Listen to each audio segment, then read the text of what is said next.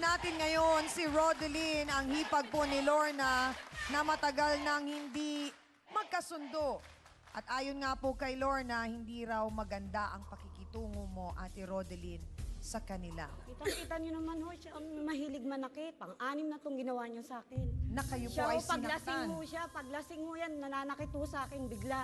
Bakit sa palagay mo na una pa lang, nung napangasawa mo ang kanilang kapatid, ay ayaw na nila sa iyo? Bakit Hindi kaya? ko po alam sa kanila. Basta po, mula nang tumira ko dun sa kanila, sa bahay nila, pag gising ko pa lang sa umaga, para na silang may alila, taga-egibo nila ako. Kapal ang mukha mo. Pero diretsahang tanong, gaano katotoo, Ate Rodeline, na ilang beses mo na daw silang pinalayas doon Hindi sa ako bahay? napapalayas dyan yung asawa ko. Bakit ho sila Paano pinapalayas? sinusulsulan mo? Wala Sinusulsulan akong mo. sinasabi sa asawa ko. So Ate Rodeline, bakit sinasabi ni Kuya Rogelio na siya ang may karapatan sa bahay? Ewan ko po sa kanya. Dahil siya ang nagpaayos ng bahay na yun. Yung namatay yung Pag magulang nagtitinda ko. pa lang siya, nagtinda yun. Oh, pero hindi ibig sabihin na pag pinaayos, kanya na. Tama. Kapal ang Kasi mukha mo, be. yung pagpapaayos po na yon, nagkusa siya na ipaayos. Kasi po, ganito po yan. Oh. Di ba po yung bahay po namin ngayon, nagbabaha palagi yan. Sila ang nasa taas, Di kami ba pinalayas mo? Sandali lang! Naku, Lorna! Sandali naman, Lorna! Nagpapaliwanag pa, Lorna! Pinalayas mo kami, kaya nga kami umalis dun eh. Lorna, tama naman na yung ganon. bastos yan. Wala ko kasi nangangaral na magulang niya mula nung... Gaano katotoo, Ate Rodeline, na may naging pangyayari na nasampal mo yung nanay Eh, nila napuno na ho Lorna? ako. Ako ang unang sinampal niya. Kahit na magulang Lasing ho yun palagi. Mana sila, pare-pare Kahit sila. anong Pag lasing, lasing, hindi mo mayabang pwedeng ho sila. Hindi yun naman ako papayag na sasaktan lang nila ako palagi. So lagi po kayong sinasaktan pag nakainom, sino po?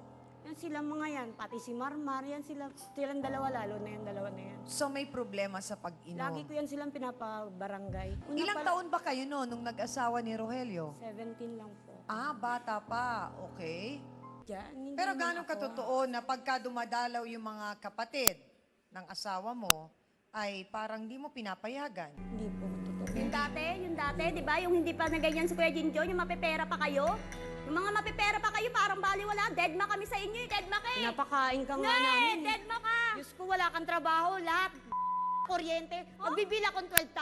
Kayo naman Kundi talaga kayo ganyan ah. naggamit ng mga Kayo kuryente din yun, namin, di ba? pati nawasa. Okay, sandali lang. Ate, umupo ka muna. Saan po kayo pupunta?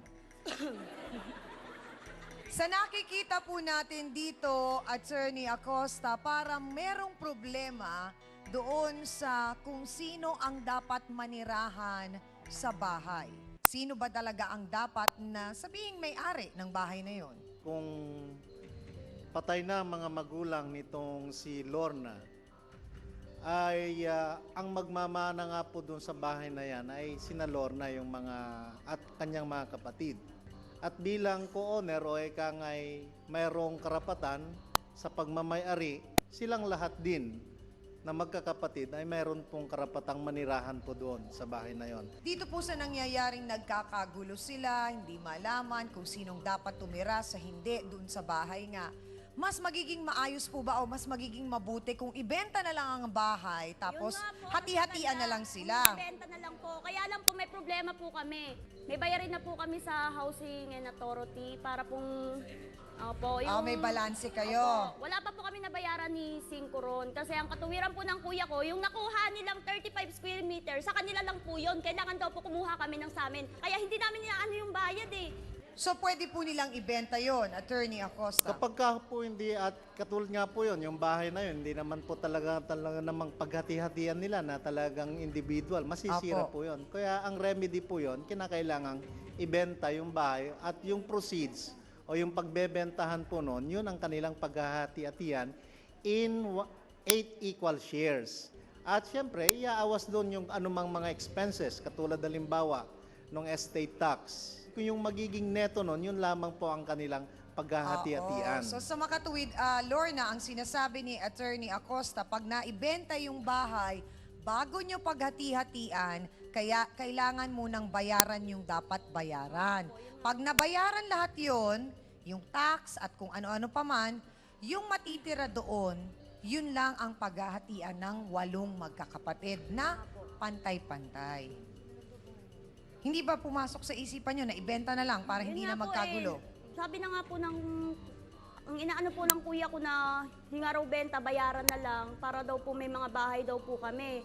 Sabi naman ng hipag ko, ibenta na lang daw paghati-hatian yung pera. Ang gusto rin naman namin magkakapatid, maghiwa-hiwalay na lang kasi kami kasi magulo po talaga kami sa lugar na yun. Kami na lang po lagi ang inaano ng mga kapitbahay namin. Lagi kami nag-aaway tungkol sa bahay na yan. At hindi naman maganda na lagi kayong nag-aaway Kaya nga po tungkol sa pera. Kaya nga po eh. Pero kasi din, Lorna, dapat nyo ring unawain na ang kuya ninyo, Rogelio, eh syempre may sariling pamilya na. Tama po. Ang prioridad niya ay itong pamilya Apo, niya. apo. Kayo, meron na kayong pamilya. Ikaw sa sarili mo, yun din ang prioridad mo. Apo. 'Di ba? Kaya lang kasi lalong lumalalim ang sugat ng dahil nga sa bahay.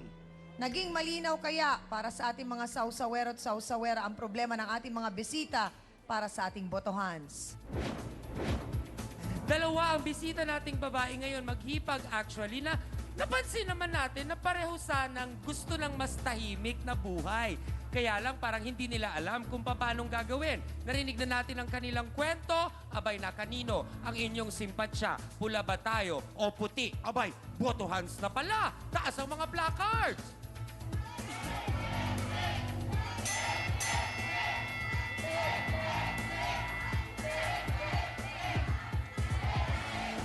Abat siyang mukhang hati pa rin ang ating mga sausawero at sausawera, ha? May mga nakakaintindi sa galit nitong si Ate Lorna, pero may naniniwala naman kay Ate Rodeline na sinusubukan niya namang makisama at karamihan nga daw nung mga naririnig nilang plano ay yung asawa ni Rodeline ang nag-iisip, ika nga. Yan ang ating botohans. Naikwento nga ni Ate Lorna kanina yung insidenteng sinasabing nasampal ni Ate Rodeline ang kanilang ina. Ito po, tatawagin natin ang taong nakakita ng talagang pagkakasampal na yon ni Ate Rodeline sa kanilang ina. Narito po ang panganay na kapatid na si Ate Lotlot Villarreal. Pasok!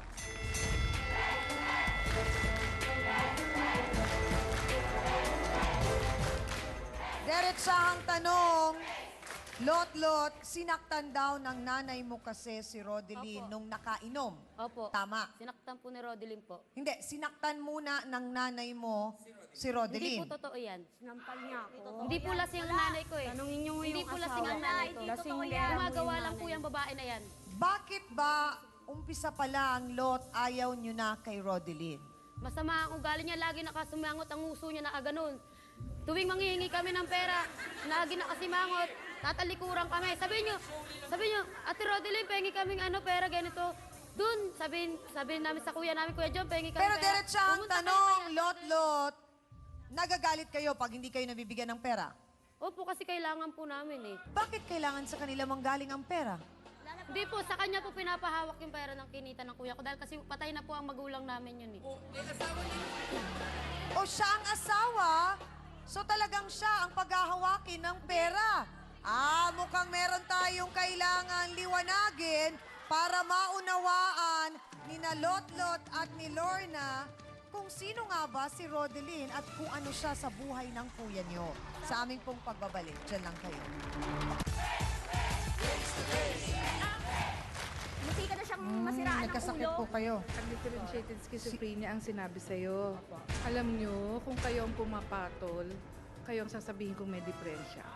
Ba't yung nag-asawa siya? Wala, dalaga pa lang naman siya. Wala naman siyang diferensya eh. Matino naman siya eh. Matino naman yun.